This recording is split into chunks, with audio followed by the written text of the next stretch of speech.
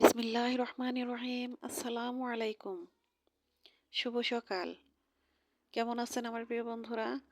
আশা করি আল্লাহর অশেষ রহমতে আপনারা সবাই অনেক অনেক ভালো আছেন। আমিও আল্লাহর অশেষ রহমতে আপনাদের সকলের দোয়ায় আলহামদুলিল্লাহ ভালো আছি। কাছে দূরে দেশ বিদেশে যে যেখান থেকে আমার এই ভিডিওটা দেখতেছেন, আমার এই ভিডিওর সাথে যুক্ত আছেন এই মুহূর্তে, তাদের সবার প্রতি রইল আমার আন্তরিক ভালোবাসা ও শুভকামনা। তো আজকে অনেক সকাল থেকে আমি এই ভিডিওটা শুরু করেছি। তো বন্ধুরা, ভিডিওর শুরুতে একটা রিকোয়েস্ট করতেছি, প্লিজ বন্ধুরা ভিডিওর শুরুতেই একটা লাইক দিয়ে ভিডিওটা কন্টিনিউ করেন। হয়তো ভিডিওটা দেখতে দেখতে লাস্ট মুহূর্তে গিয়ে লাইকটা দিতে ভুলে যাবেন। তো এই মুহূর্তে যারা আমার ভিডিওতে যুক্ত আছেন, প্লিজ মনে করে একটা লাইক দিয়ে দেন। আর নতুন বন্ধুদের বলতেছি, প্লিজ বন্ধুরা ভিডিওটা না টেনে সম্পূর্ণভাবে মনোযোগ সহকারে দেখুন। হয়তো কোথাও কোনো একটু অংশ আপনাদের ভালো লেগে যাবে। যদি ভালো লেগে যায় তাহলে অবশ্যই আমাকে আপনাদের প্রিয় বন্ধু বানিয়ে আপনাদের পাশে থাকার সুযোগ করে দিবেন। তো বন্ধুরা, ভিডিওতে ভিউজ, কমেন্ট, লাইক যা কিছুই আসতেছে না কেন, ওয়াচ টাইমটা কিন্তু একদম কম। জানি না কোন বন্ধুরা কিভাবে ভিডিওটা দেখেন।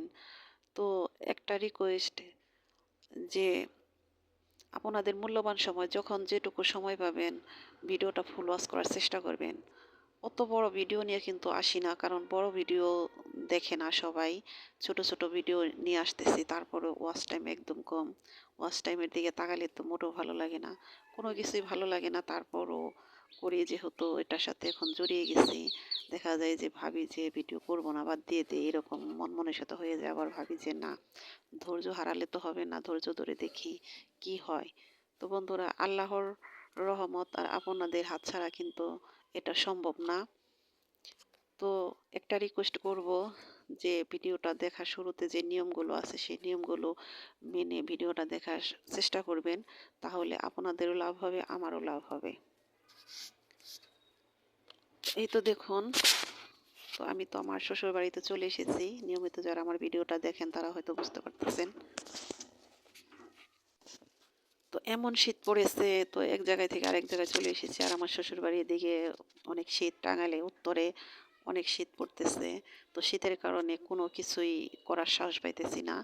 তো মামার বাড়ি থেকে এসে তো সব চুপচাপ, শুধু কয়টা রান্না না করলে তার খেতে পারবো না, সে জন্য কোনো রকম একটু রান্না করে খাইতেছি, আর কোনো কাজে হাত দিতে পারতেছি না। আমার ঘর একদম এলোমেলো, ঘরের কোনো কাজে হাত দিতে পারতেছি না।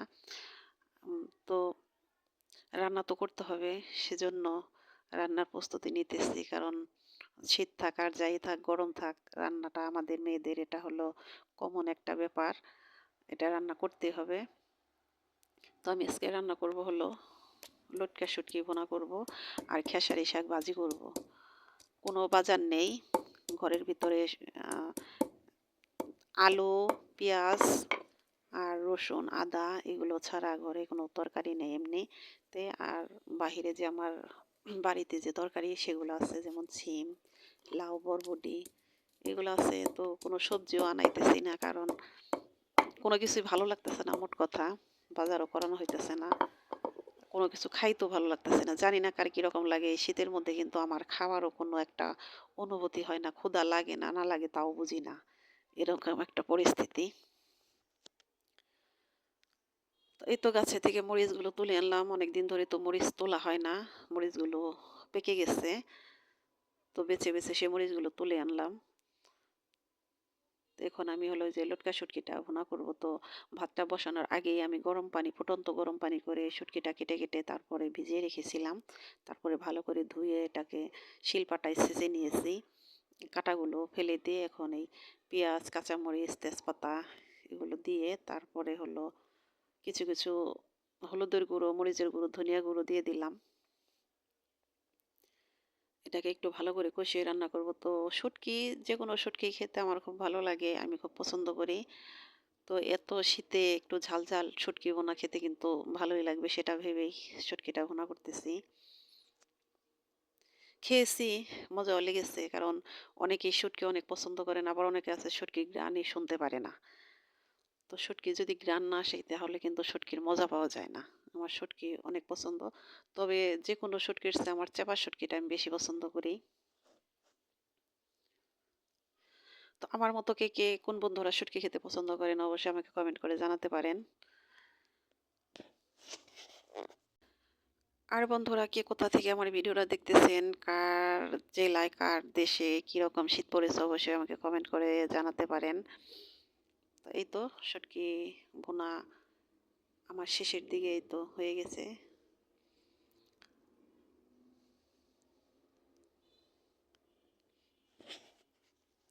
এখন আমি এই যে খেসারি শাক, কলই শাক যাকে বলে সেই শাকটা ভাজি করব।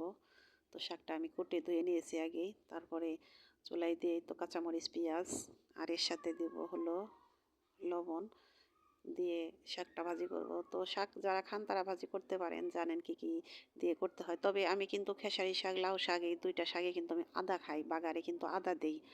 রসুনের সাথে কিন্তু আদা আর রসুন আর পেঁয়াজ এগুলো ছেঁচে তারপরে বাগার দেই। তো খেসারি শাকটাতেও দেই। তো শাক যদি বেশি হইতো তাহলে দেখা যেত এই যে ছেঁচে এর মধ্যে পেঁয়াজ কাঁচামরিচের সাথে দিয়ে দিতাম। তো অল্প একটু শাক সে কারণে দিলাম না। তো জানি না কোন কোন বন্ধুরা এখন আমার ভিডিওর সাথে যুক্ত আছেন। তো বন্ধুরা যদি ভিডিও শুরুতে লাইক দিতে ভুলে যান তাহলে মনে করে একটা লাইক দিয়ে দেন। এই তো দেখুন এখন আমি শাকটা বাগার দিয়ে দেব।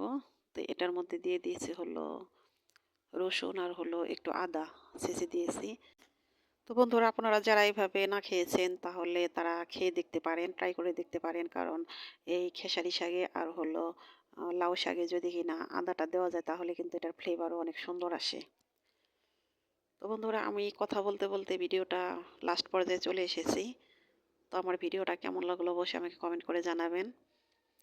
আর অবশ্যই আমারও আমার পরিবারের জন্য আপনারা সবাই দোয়া করবেন। আমিও আপনাদেরও আপনাদের পরিবারের সকলের জন্য দোয়া করি। আপনারা সবাই ভালো থাকেন, সুস্থ থাকেন। আল্লাহ হাফেজ। আসসালামু আলাইকুম।